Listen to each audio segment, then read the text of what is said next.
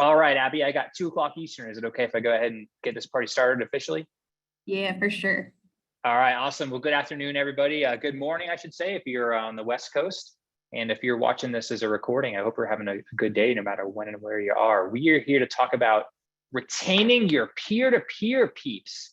Yes, one of my favorite topics, not just peer-to-peer retention, peer-to-peer fundraising, but also peer-to-peer retention. Really important topic, and it's a good time of year to be talking about it. So I'm really happy that so many of you have showed up and taken time out of your day to learn with us. I'm Steven. I'm over here at Bloomerang, and I'll be moderating today's discussion as always. And just a couple of quick housekeeping items. Just want to let you all know that we are recording this session, and we will be sending out the slides and the recording later on this afternoon. So if you have to leave early, or maybe you get interrupted, or you just want to relive the content, maybe share it with a colleague or your boss, anything like that, don't worry, we'll get all that good stuff in your hands later on this afternoon. But most importantly, feel free to chat in throughout the presentation. We're going to save a little bit of time at the end for Q&A. So don't be shy. We'd love to hear from you. Send in your questions, your comments. Tell everyone where, or at least tell us who you're, what organization you're with. Introduce yourself if you haven't already. And if you're a grocery store person, especially a Trader Joe's person, if you caught that pre-chat, send us in your favorite Trader Joe's item, because I'm always looking for some good stuff there. If this is your first Bloomerang webinar, just want to say an extra special welcome to you folks. We do these webinars basically every single Thursday throughout the year. Something Bloomerang's pretty well known for. We love it. We love doing these webinars. Gosh, we're getting close to something like 500 sessions. It's getting kind of ridiculous. But if you've never heard of Bloomerang, besides the webinars, we are also a provider of donor management software. So check that out. Visit our website. You can get all kinds of information about us, watch some videos, learn about us if you're maybe interested in purchasing software sometime soon. But don't do that right now, because I am so excited to have one of my favorite people in the nonprofit sector. I'm not just saying that, but someone I've known for almost a decade, which seems unbelievable. But my buddy Abby Jarvis joining us from beautiful Lakeland, Florida. Abby, how's it going? You doing okay? Yeah, doing really well. It's awesome to have you. It wouldn't be a webinar season here without you. You're my go-to for peer-to-peer fundraising. Everybody at QGive, awesome company that helps a lot of people with their not just peer-to-peer, but online fundraising, auctions, really good suite of tools there. And Abby she's probably the most tapped in person when it comes to best practices for peer-to-peer. And we've been talking for many years about this topic, but recently about how to retain peer-to-peer donors, which is kind of an important aspect of the whole strategy that doesn't necessarily get as much attention as it should, I think. But Abby's doing the bulk of the effort there, shining a light on it. So I'm excited to hear from her. You all should be too if you haven't heard from her before. So Abby, I'm going to stop sharing my screen here, and I'll let you pull up your slides. Let's see if it'll work. Awesome. So I'm trying a new thing today. There you go. Julia Campbell told me about this really cool tool that PowerPoint has where it automatically adds captions. So if you guys totally hate it, let me know and I'll try to figure out something else. So I'm just giving it a test run today. But I'm really excited to be here just in general, because this is a topic that's really important and something that I'm very interested in. And we'll actually send you after this a copy of an ebook that Stephen and some of the QGive folks worked on that talks pretty in depth about retaining peer-to-peer participants and donors. But I'm going to give you kind of a quick rundown of some of the topics that we cover in that ebook, and then you'll get the full thing at the end of it. So if you aren't familiar with me or aren't familiar with QGive, this is me. My name is Abby. I'm the nonprofit education manager over at QGive. So my whole job is to research and understand what fundraising practices look like in practice. And I'm really interested in understanding what motivates donors and other supporters to get involved with nonprofits and then stay involved with them in the long term. So really what I'm going to kind of dig into is how to keep your peer-to-peer participants and your donors engaged But a question that I kind of get a lot when I talk about this subject is why this is something that should really be a focus. And there are a lot of different reasons that you should focus on this, not the least of which is because you work really hard to recruit people to fundraise for you in these events. And you probably spend a lot of time training and onboarding these groups of people. And bringing them back year after year has some distinct advantages.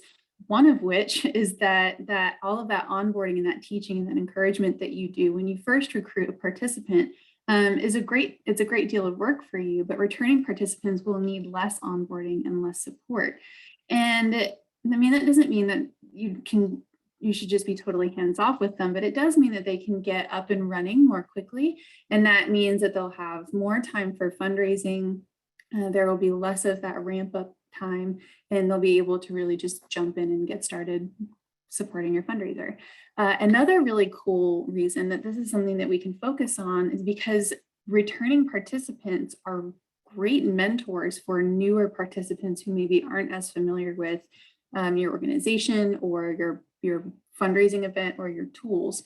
So if you do have a larger event where it could be helpful for you to have team captains or mentors or guides for your newer participants, bringing back past participants really kind of builds a base of support that they can work with your organization to support new fundraisers.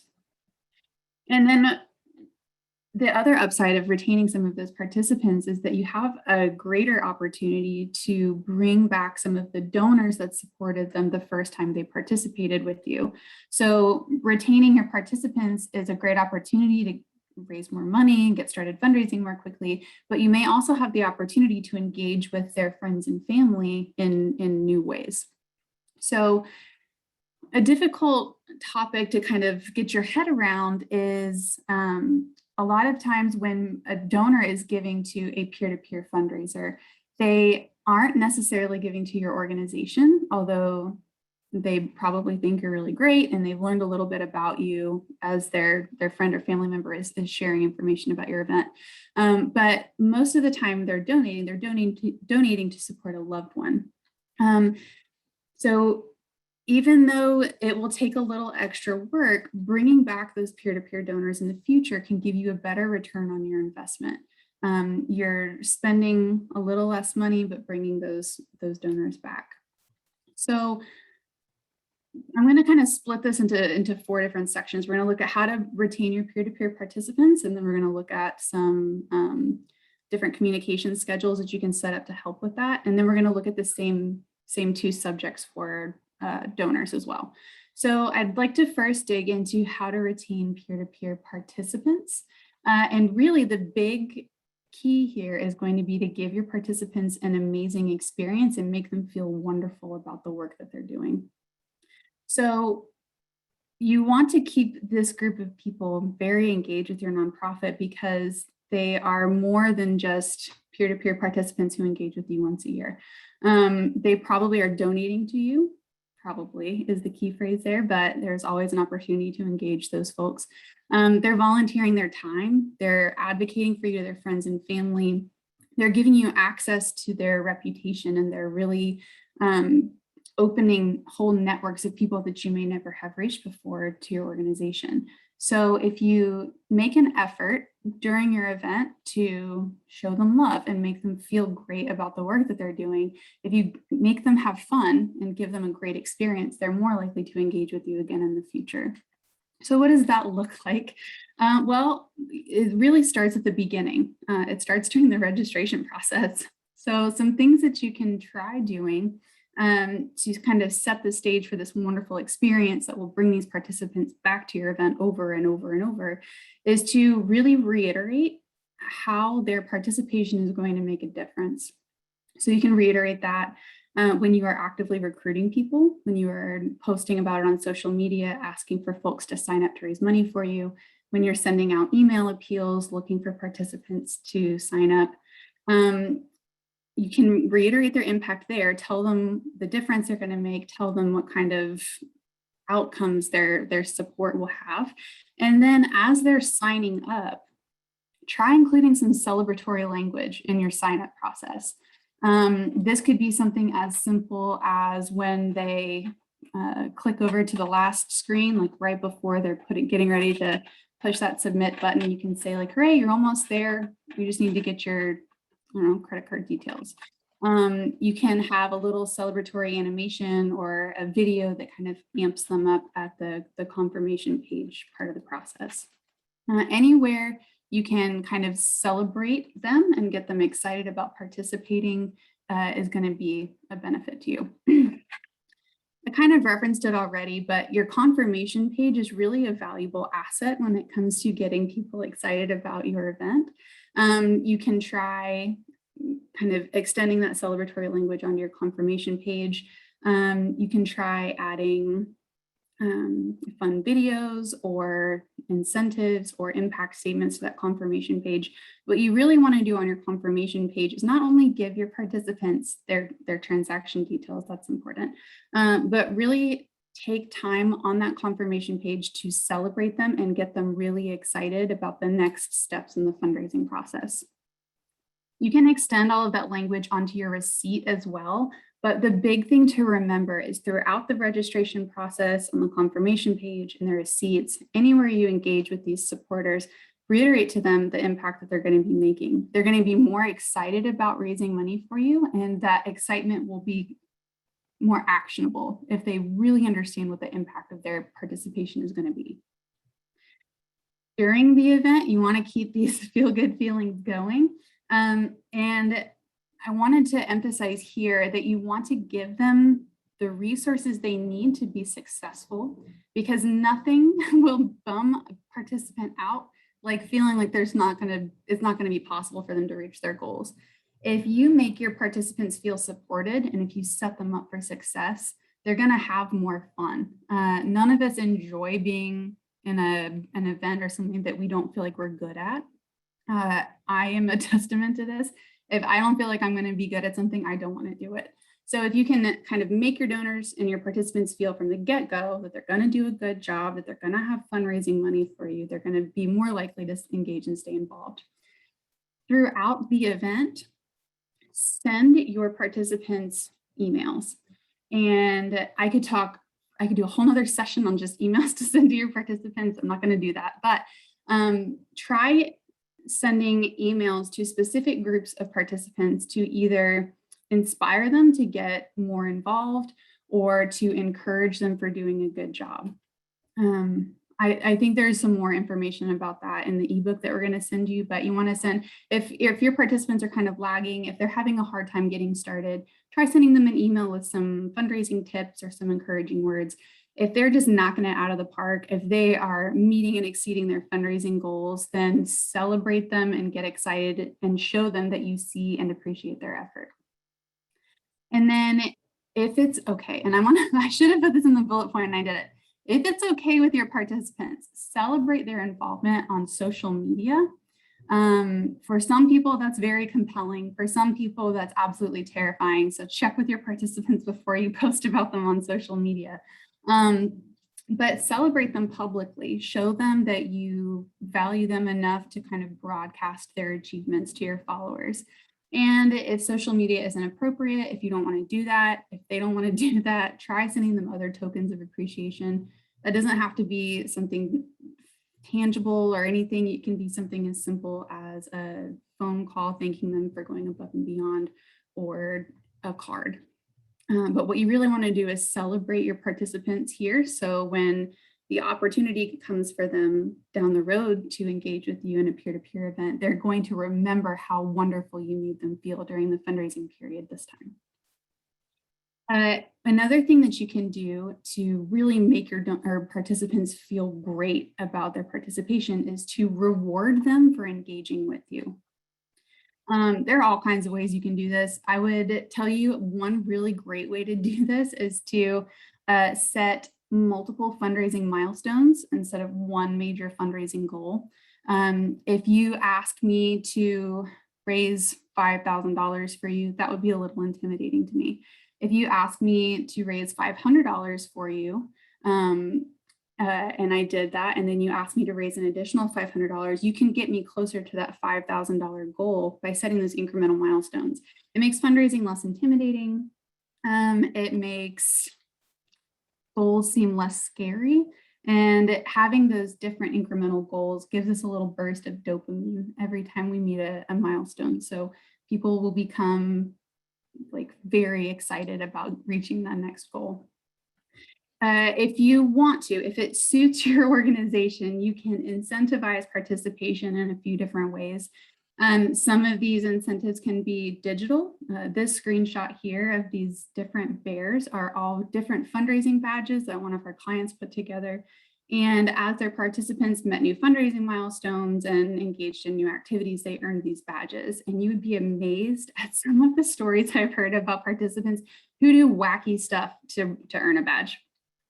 Others, it may suit you, it may not, to tie some tangible incentives to these badges. Maybe you ask someone to reach $1,000 fundraising, and when they get there, they're invited to a special party. Maybe you give them raffle tickets. Maybe you give them event swag associated with meeting these different fundraising milestones. All of those incentives give your participants something to work toward. And then someone said, where did badges go? They're so cute. These badges are from, let's see, these are from Seattle Shakespeare. They put them together for their Bill's Bash fundraiser. I'm obsessed with these badges. I creep their forms every year now because they're so good.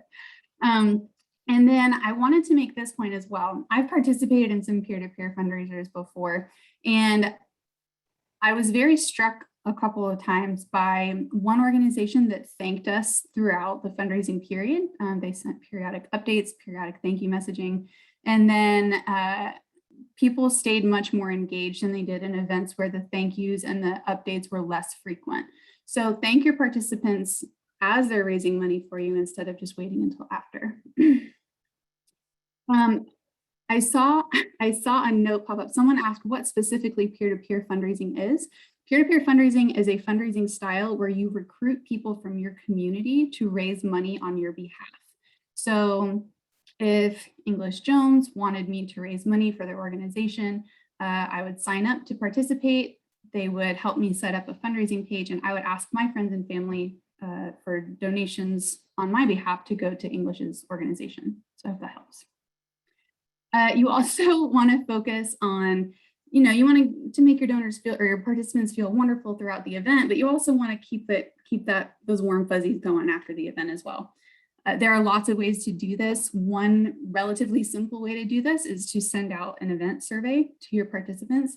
Ask them what they thought about the event. Ask them what their favorite parts were. Ask them for opportunities for you to improve. You're accomplishing a few things. One, you're getting some really great data and ideas about how you can make future events more successful and more fun to participate in, but you're also asking your supporters to share their voice with you, and that is remarkably valuable. All of us love having our opinions heard, so survey is a great opportunity to do that. You can offer them other ways to get involved. You can offer them volunteer opportunities. This organization here is actually an organization that I raise money for, and they set up a special society for past participants. You have to have participated in their event to be a part of the society. And it's a really great way to kind of establish some camaraderie between some of your most loyal supporters. And I think this organization uses the Swan Society as kind of a feeder for some of their boards and like their advisory board. So great idea. Not necessarily for everybody, but a named group could be really fun for you.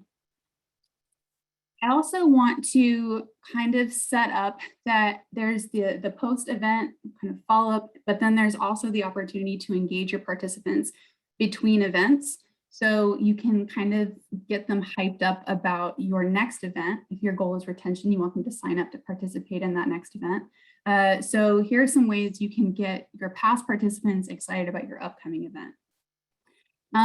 One is really just to remind people how much fun they had at your first event. And I mean, of course, that only works if they really did have a lot of fun at your past event. But at this point, you've help them celebrate their wins. You've showed them their impact. You've thanked them repeatedly. You've made them feel great about their past participation. So get them hyped about your upcoming event. I would encourage you to send out special invitations for your next event. So that can be as simple as pulling a list of the people who raised money for you at your last event and creating a special email just for them, acknowledging their past efforts, thanking them for their support, and inviting them to get involved again. It's a relatively easy way to kind of segment this email and this invitation to your next event. You may want to consider giving them early access. Maybe give them an opportunity to sign up and claim their spot before others get it. Everyone loves feeling like they're getting an exclusive invitation. This is a great way to make them feel that way. You may even want to set up a promo code for past participants.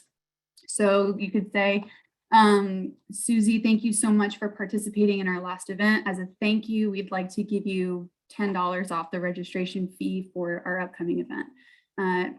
Very straightforward, makes people feel like they're getting a bargain. We all know we love a bargain. You may want to offer them leadership opportunities at your next event. If this is a good fit for you, explore this. You could try allowing team captains, where those people are either assigned fundraising participants that they can kind of mentor, or they can recruit their own. We had at an event I participated in, a past kind of participant took on a leadership role. She was our mama swan, and she was the one that was available if we had questions. She was our first contact if we had a problem. She was the one that sent us really sweet emails. Leadership roles are definitely something to explore here, especially if you have a participant that is very familiar with your organization and your event. So here are some specific communications you can send out to your participants before, during, and after your event that will set the stage for them engaging with you in the future.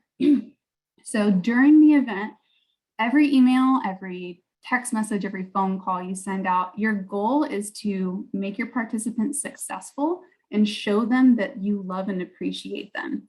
So there are a few ways you can do that. One, the thank you messaging that we kind of referenced is really important. Thanking them before, during, and after the event is critical. Send them periodic fundraising tips and strategies. I know when I participated, I talk about fundraising for a living, but I felt like a fish out of water when I was first getting started. And so if I felt that way, I imagine everyone else feels that way when they sign up to raise money. So if you can send just little tips and tricks, like, hey, try posting to Facebook 3 to 4 times a week. That will make people more likely to donate to you. Or, hey, here's how to put together a really great fundraising email. You're making your donors feel supported, you're setting them up for success, and you're taking away some of the trepidation they may feel about raising money for you. And then as they're raising money for you, just send them periodic emails to encourage them, to thank them for their efforts, and to motivate them to stay involved. This is especially important if you're running an event that has a very long fundraising period. If you're running an event where people are really only raising money for a week or two, sending periodic emails won't be as important as it is when you have people that are fundraising for weeks or months at a time. So especially if you need to kind of get some momentum going, or if you notice people are starting to flag a little bit, try sending out some emails that encourages people to stay involved. After the event, your goal changes a little bit.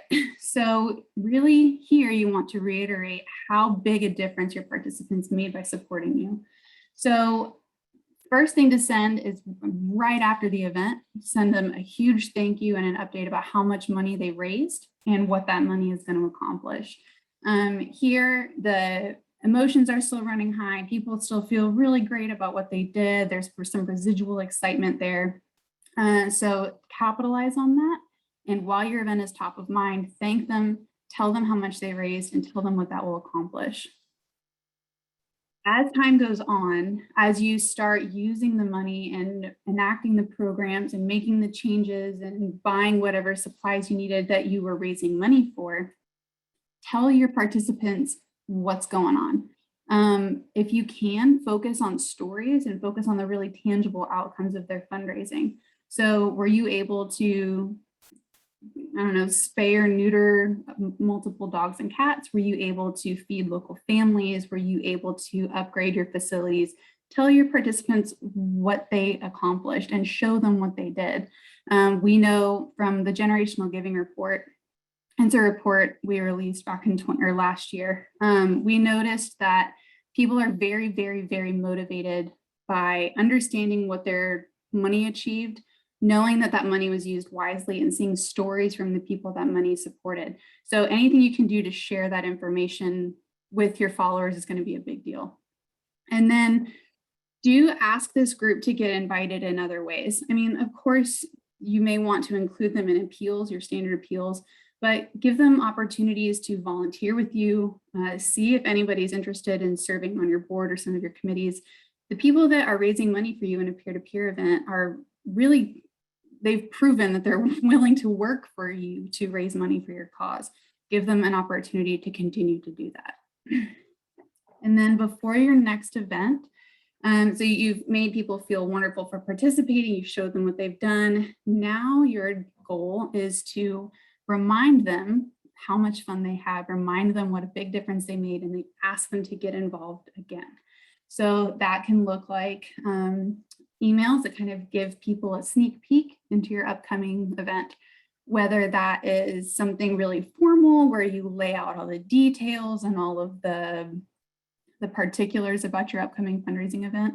It could be something as simple as showing your staff members, designing the event t-shirt, or look at event setup, little things like that. You're making people feel like they're on the inside. They know all the cool things you're working on, and making people feel like insiders is remarkably effective because they want to kind of keep that insider status, and they're more willing to engage with you in the future. I kind of alluded to these segmented invitations, but it's important enough that I thought I would include it again. Do invite your past participants to register, and in those emails, thank them for their past support, reiterate what that support accomplished, and then invite them to make an even bigger difference by getting involved again. You may want to explore incentivizing participation in additional events. That can be something like promo codes or early discounts, like I mentioned earlier. It could be something like special merchandise for returning participants. It could be discounts on other swag that you have set up if you decide to explore that for your event. Really, your goal here is to kind of roll out the red carpet. You want these participants to come back. You know they're going to be more successful and require less onboarding. So do everything you can to get them excited about participating again.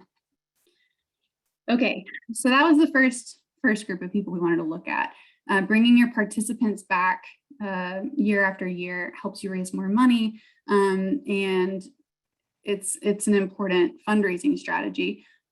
Now I want to look at how to bring back your peer-to-peer donors, and it is a little bit of a long game here. It means maybe a little extra work, but it's worth it. So the challenge here is kind of what we talked about at the beginning. As a general rule, many of your peer-to-peer donors are giving more to support their loved ones than they are because they're very invested in your cause. Now, that can feel like a little bit of a blow to the old ego. Your nonprofit is valuable and you do great work. You're important, and people are donating. They do like you, and a donor is not going to give to their loved one if they think that the organization they're raising money for isn't valuable. But you do need to kind of ingratiate yourself to these donors just because they are maybe not necessarily terribly familiar with your cause. So here we want to really make them feel valuable, and we want to show them their impact. So here is one of the best 1-2 punch ways to do this. One, get your participants involved in thanking their donors. This is important because remember, this donor is very likely giving largely to support a loved one. So if that loved one thanks them and gives them a great kind of first experience with your organization, the donor will view this relationship, this potential relationship with your organization much more favorably. But You don't have to leave it entirely up to your participants. You as an organization should also thank this group of donors. So send your own thank you messaging, include your own impact statements, and then report your donors' impact to them kind of outside of that relationship with the participant. When your campaign ends, so you're sending out a thank you and update to your participants, telling them how much they raised and what it will accomplish. It's important to do the same thing for your peer-to-peer donors as well. So don't neglect them when you're sending out that thank you and that big fundraising update at the conclusion of your campaign. Another couple of steps that you can take is to change the way you communicate with this group of donors a little bit. Don't throw them immediately into your organization-wide email lists. Create a specific segment for this group of donors first, because they may not be terribly familiar with your mission, or if they are familiar with your mission, they may not necessarily understand the scope of work that you do. So if you acquire a new donor through a peer-to-peer event, try sending them an introductory email or even a series of short emails that thanks them for their contribution, invites them to learn more about your organization, and then share some highlights about what you do, the work that you do in your community, and how their involvement is making a difference. Even if they are mostly giving to support a loved one, donors do like knowing that their money is going to make a difference. When my mother-in-law donated to me when I was raising money for a local organization, she gave because I was raising money, but she got a really wonderful email from the organization I was supporting expressing how big a difference her gift was going to make. And that made her view that organization much more favorably. All right, so after the event, you've got this group of donors, they've supported their loved ones, they're maybe new in your donor database. Give them a little extra attention after the event wraps up, especially if this group is very new to your nonprofit, if you've never talked to them before. I would encourage you to invite them to stay connected. And this doesn't mean they need to sign up for a newsletter. It can be lots of different things. You can ask them to follow you on social media, and something as simple as like, hey, follow us on Facebook for updates about how we're using your money. You can ask them to subscribe to your newsletter.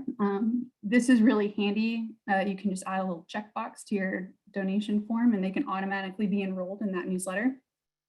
And then try to set up opportunities to communicate with them in other ways. If you're really big on, I don't know, YouTube, ask them to subscribe to your YouTube channel. Give them lots of ways to get involved. But it's important here, especially immediately after the event, right after they've given, make sure that there are also non-financial opportunities for them to help.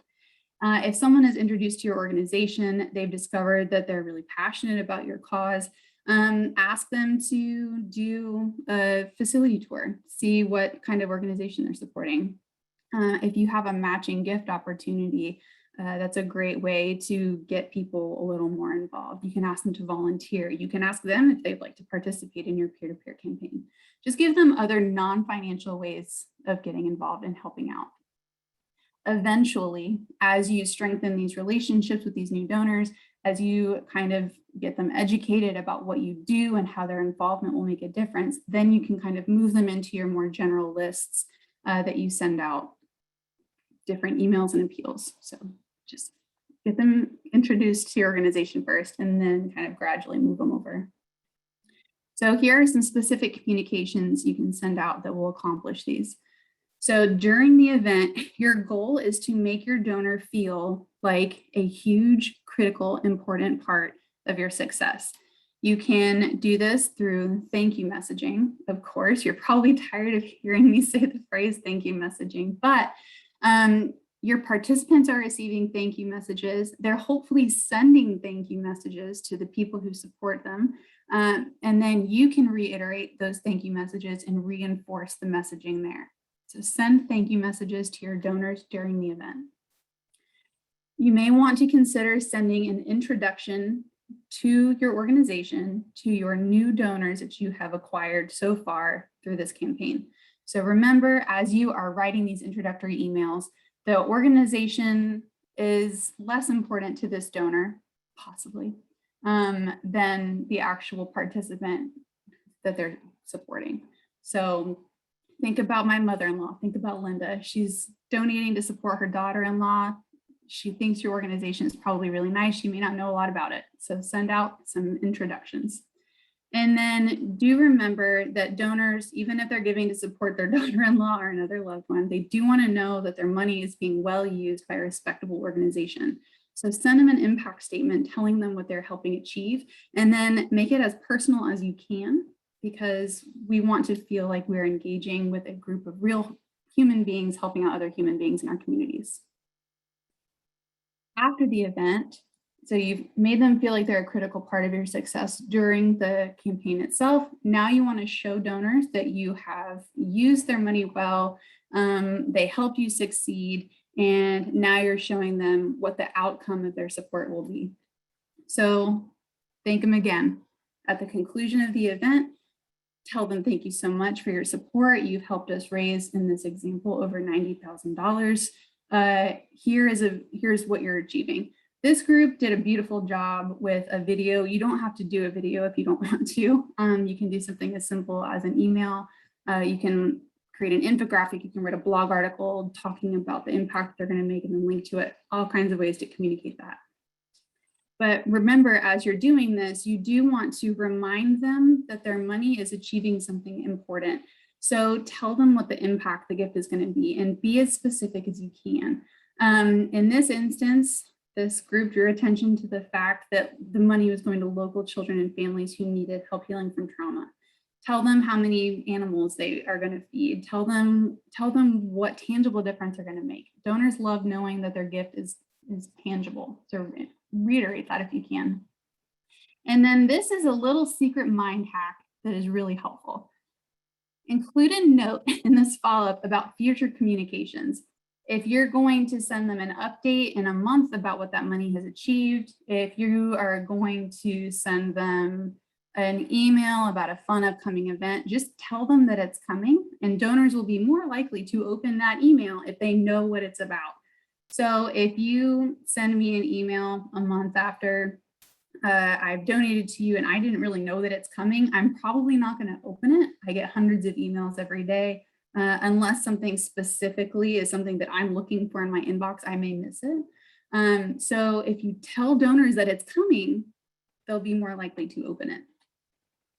If you want to kind of take this to the next step, if you really want to keep these donors and you have a little bit of extra time and resources, here are some other tips. Try combining digital and analog communication styles to make donors feel like you really appreciate them. That can look like personal phone calls. So I see a lot, like, I don't have time to make phone calls. That's fine. You don't have to make all the phone calls. Split those up. Split up the names and contacts with your board. Ask your participants to do it. Anything you can do to get someone on the phone and to tell them that their gift is making a difference and to thank them without asking for another gift is a big deal. Another question I get a lot when I talk about personal phone calls is, nobody answers their phone. What do I do if they just don't want to talk to me? Don't stress. People are probably not going to answer your phone calls if they don't recognize your number. I know I don't answer phone calls if I don't recognize the number. Leaving a voicemail is just as effective as actually talking to someone. Try sending out handwritten thank you notes. This is another great board opportunity. I'll say that I'm on a board, and if they ask me to handwrite thank you notes, I'd be way more excited about that than I would be about phone calls. I hate talking on the phone. Handwritten cards make a big impression on people, mostly because we don't get them anymore. I have several handwritten thank you cards from nonprofits on my desk. They make me happy, and I think about those nonprofits all the time. You may want to put together a donor appreciation event. That is something that is a great move for a lot of different nonprofits. If it's not a good fit for you, that's okay too.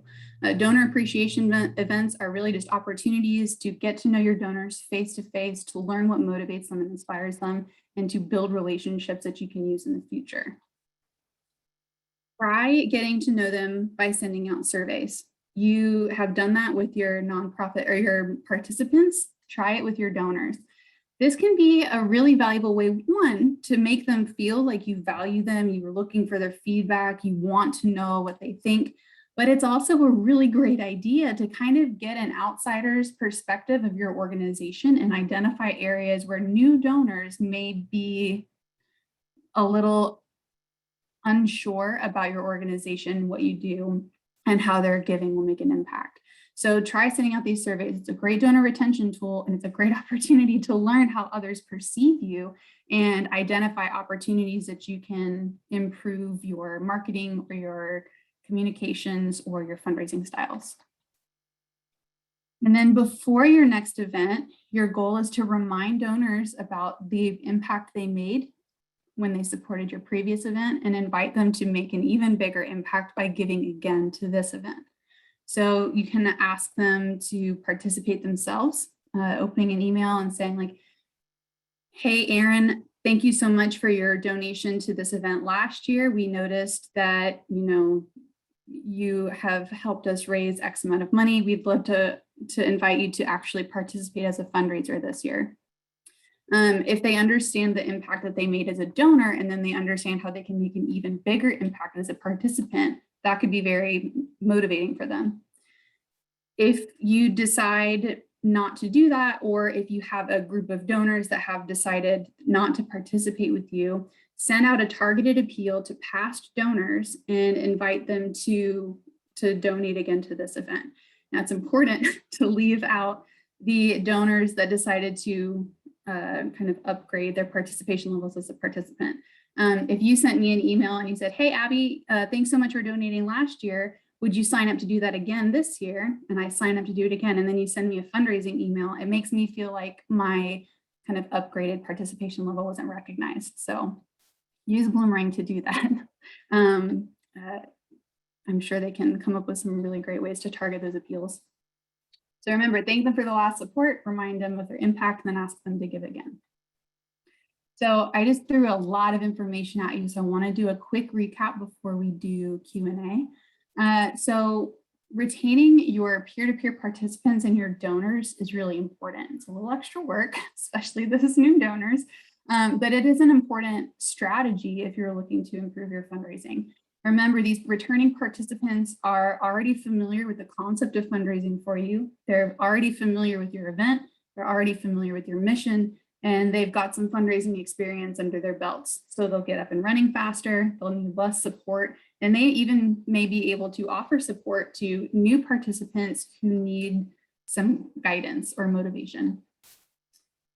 Regardless of the number of participants you're trying to engage, regardless of your event style, having a good, solid communications plan is going to be very important as you retain your supporters between events. So put together, even if it's just a basic communications plan, a basic schedule, do make sure that you reach out to the different segments of supporters before, during, and after your event. If you want participants to engage with you in future events, they need to feel like they had fun and were successful at your first event. So anything you can do to set your participants up for success, any fundraising resources, any fundraising tips you give them, any encouraging emails, any incentives that they earn by raising money for you. All of those little things build up to give a participant a wonderful experience, and that wonderful experience will be top of mind when you ask them to participate with you again in the future. If you have returning participants, give them the opportunity to support you by playing a larger role. Ask them to be a team captain, ask them to increase their fundraising goals, ask them to be a point of contact for someone if someone has fundraising questions or needs a little inspiration. When you're looking at your donors, your peer-to-peer donors may need a little extra cultivation, because if they gave predominantly to support one of their friends or family, they may have a favorable view of your organization, but they may not be as invested in your organization and your success as they would be if they came to you individually. So give them a little extra love. Create thank you messaging that not only thanks them for their support, but also educates them a little bit about your organization, your work, and how their involvement is going to have a positive impact in your community.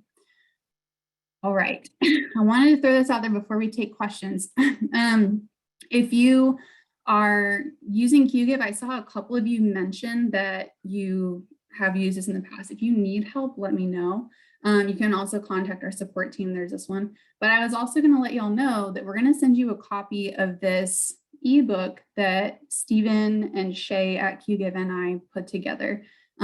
This ebook includes all the information that we covered today. It includes lots of really great examples from different nonprofits, and it goes more into detail about some of the strategies we talked about today. All right. Stephen, do you have any questions? Yeah, we got quite a few, but I just want to say thanks, Abby. That was a lot of tips in 48 minutes. So good job by you. There's some good stuff in there. And it looks like a lot of people agree, at least when I can see in the chat. So yeah, and that was a really fun ebook to work with you all on. That was a fun project. So I think you folks will really enjoy going through that because it's pretty practical and kind of tells you what you need to do, not just after the event, but also getting people to do the fundraising for you as well. So that was cool. So if you haven't asked a question, do so now, because you probably got about maybe 7 or 8 minutes before we adjourn here. Couple ones that stood out to me already, and Abby, you kind of already talked about this. I think you answered the question after it was asked, and just kind of the normal course of the presentation. But just in case, Julia was wondering, personal emails versus mass emails. Now, I think you kind of know how I feel about that, but is there a place for maybe more mass emails in maybe the midst of some personal ones too, right? And that's either or, I assume. So I'm trying to think of like in my head, the delineation between mass emails and personal emails. But honestly, the answer that leaps most immediately to my mind is that with email tools being as advanced as they are now, even if you're sending a mass email and that you're not putting one person's individual name in the recipient box, you can make mass emails feel very personal. Mm-hmm. So you can use personalization tokens in even your subject lines. So instead of saying, I'm trying to think, and I mean, okay, I'll say this. I got an email the other day that said, "Dear friend, comma," from an organization. And I was like, I know my name is in your database because you've sent me other emails that are personalized. Right. You can just drop a little personalization tag in there and it says, "Hey, Abby," or "Dear Abby," instead of "Dear friend." So I think if sending individual personal emails is doable for you, if you have an extremely small group of participants, one organization I worked with, the participating group was limited to like 20 people, that's fine. But use personalization tags in your emails to create a personal, customized feeling experience instead of doing big mass emails. And I'll give you this tip. This may be purely anecdotal, don't have a lot of like data around it, but I have noticed that when I get emails I know are mass emails, but they're not very highly branded, it feels a little more personal. So if Stephen sent me an email and it's Stephen at Bloomerang and it has my name in it, but it doesn't have all the branding and all the styling and everything, it feels a little more personal. There's a time and a place for that, but a little tip.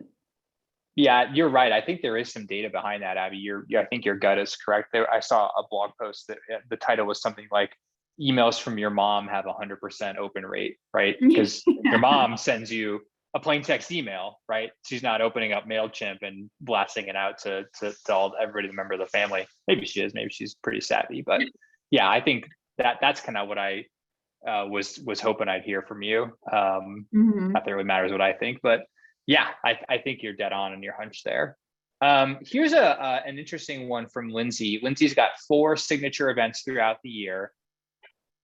People who participate in one or the other, wondering if you should include the other 3 in maybe some asks, or if they're doing the one event and they're doing a great job, should you maybe not mess with that good situation? It seems like maybe you could be a little bold perhaps, but don't want to upset the apple cart. I understand that too. What do you think?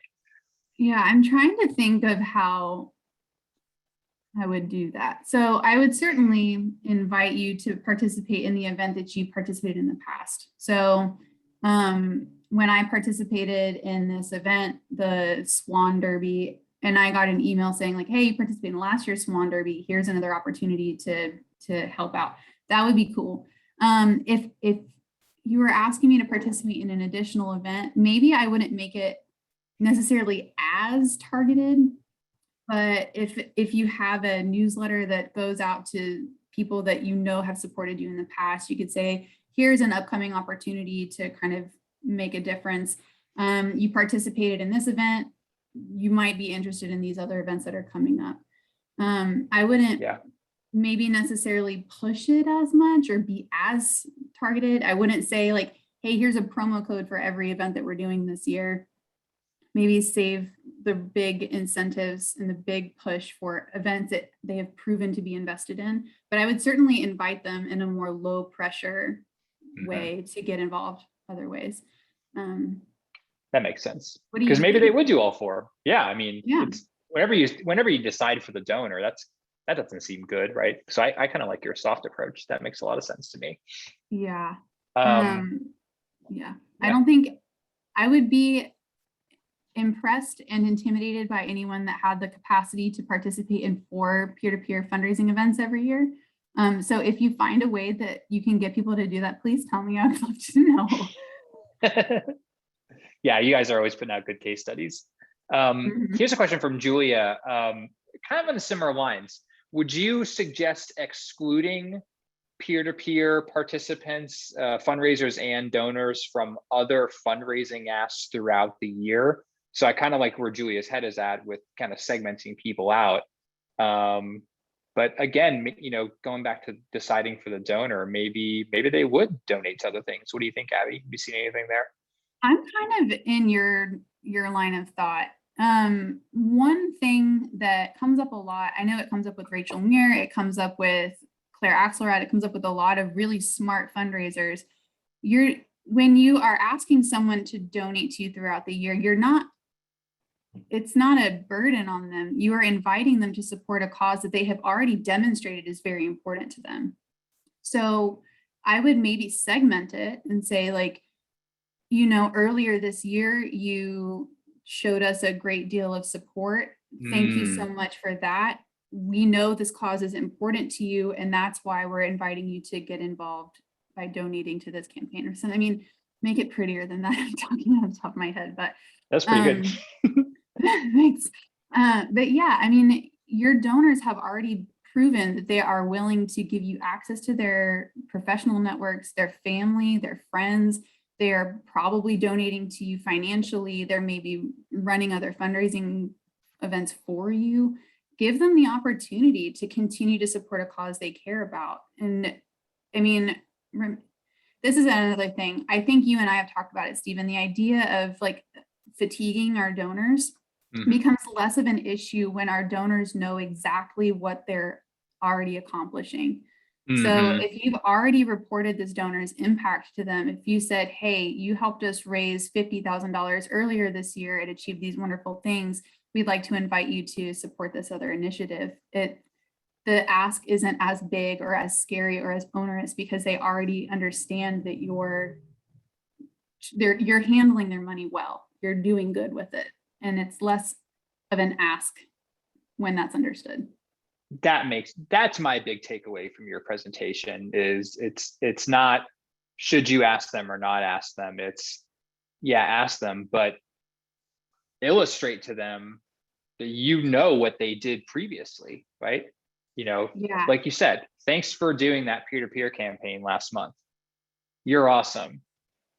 We have this need, right? Rather than this mass thing that everybody gets the same thing and it's not going to be as compelling. That tip from you to me was worth the price of admission. Like that's the segmentation that at least I've seen, really work. And I think that's probably why peer-to-peer retention is a little harder because like you said, they just get like thrown into whatever, ongoing communications there were and they're a different type of donor and they're maybe even arguably more special because of what they did.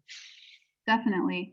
I think that kind of throwing people into the deep end of communications is scary for a lot of people. It makes people tune out. It's like being the new kid in Right. school, but you're coming in like halfway through the semester and you don't necessarily know what's going on. Yep. And you don't know if you want to engage with it. Yeah. But giving them that intro and reassuring them that they're in good company, they're achieving great things. It's a much nicer introduction to your organization. And your tip of from the fundraiser too, like there's an organization here in Indy that I gave to one of my Facebook buddies' birthday fundraisers, and I didn't know anything about the organization. Classic peer-to-peer situation. I was supporting my buddy, like you said, and now I'm a monthly donor to that organization because they reached out, they followed your tips. I wonder if they had seen one of your webinars actually Abby, years ago, and they were like, hey, thanks for giving to Adam's fundraiser. And by the way, this is the organization that he was raising money for. You may not know much about us. And actually, I think we put this in the ebook, Abby, but their first reach out was a tour invitation, which I thought was really smart because I didn't know anything about the organization, right? And that got me. Yeah. It's the facility tours, I think, are such an overlooked engagement opportunity. When I was invited, so here's a funny story. When I participated in the peer-to-peer campaign I referenced earlier, it was for an organization called Lakeland Volunteers in Medicine. I was not really familiar with them. I ended up signing up because my friend asked me to. She's the development director, and I was like, yeah, fine. She got you. She got me. But the first thing they did for all of the participants was they took us on a tour of the facility, and they reiterated, like, when you're raising money for us through this event, you're not just giving money to us or raising money for us. You're raising money for all of these patients that receive medical care here. And so walking through the facility and seeing the people that we would support and shaking their hands and talking to them was one of the most motivating things as a fundraiser. And I continue to support them now. I noticed that Carrie asked, are virtual facility tours helpful? We're still closed to visitors because of COVID. What do you think? Yeah, I do. I think they're more accessible. So you're probably gonna get more people versus, oh, they got to drive a half hour or whatever, and give up their evening. I would try it.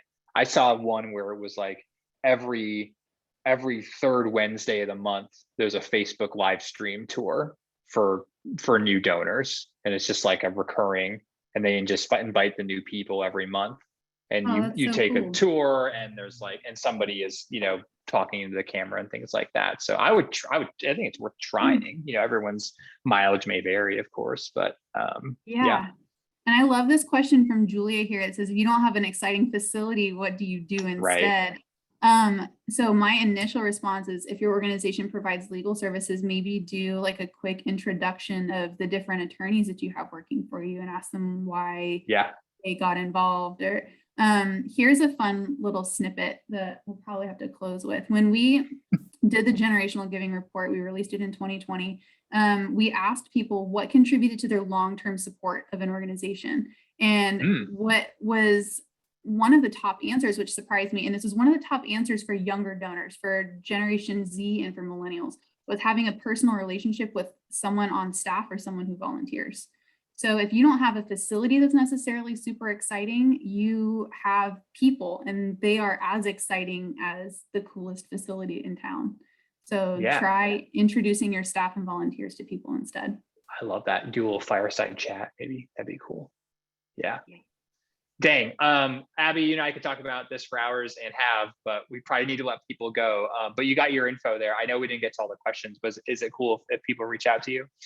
Yeah, absolutely. I'll drop my email address in the chat. So that's my email address. Y'all can shoot me an email if something occurs to you, or if we didn't get to a really pressing question. And then I can feel my social media manager saying, oh no, you can also send us a Facebook message or tweet at us or something, and we'll try to get you some info. They're really responsive over there, so do it. And they're awesome people. If you're also looking for software that will do this, I'll give them a little shout out. They don't give me a kickback for saying that, but I really like them, so I'm gonna say it anyway. And we'll get you that ebook. So thanks, Abby. You're awesome. Thanks for doing this. Absolutely. Thanks for having me, guys. And thanks to all of you for hanging out. Yeah. Someone asked, how do you get the ebook? I'll make sure Steven gets a link. And so when is that okay? When you send out the follow-up, Okay, I'll Definitely. send you that link. I'll put it All in right. there, and we'll get the recording and the slides out. And hopefully you guys can join us on our next webinar. We're taking next week off. Give me a little bit of a break. Maybe I need it because I spent the first 5 minutes talking about Trader Joe's and state flags. So I'll be back refreshed in 2 weeks. Going to talk about personal branding with my buddy Tom. He is a nonprofit founder and knows his stuff. He's really built a nice personal brand for himself and kind of the nonprofit community, in addition to running a nonprofit. So he definitely knows what he's talking about there. Same time, same place, 2 weeks from today, and then we'll be back on the regular every single week schedule on into next year. We got a lot of cool sessions coming up. A lot of them are already on our webinar page, so check that out. And hopefully we'll see you again on another Bloomerang session. So we'll call it a day. Hope you all have a good rest of your Thursday. Have a good weekend. Stay safe, stay healthy out there. And we will talk to you again soon. Bye now. Bye, everybody.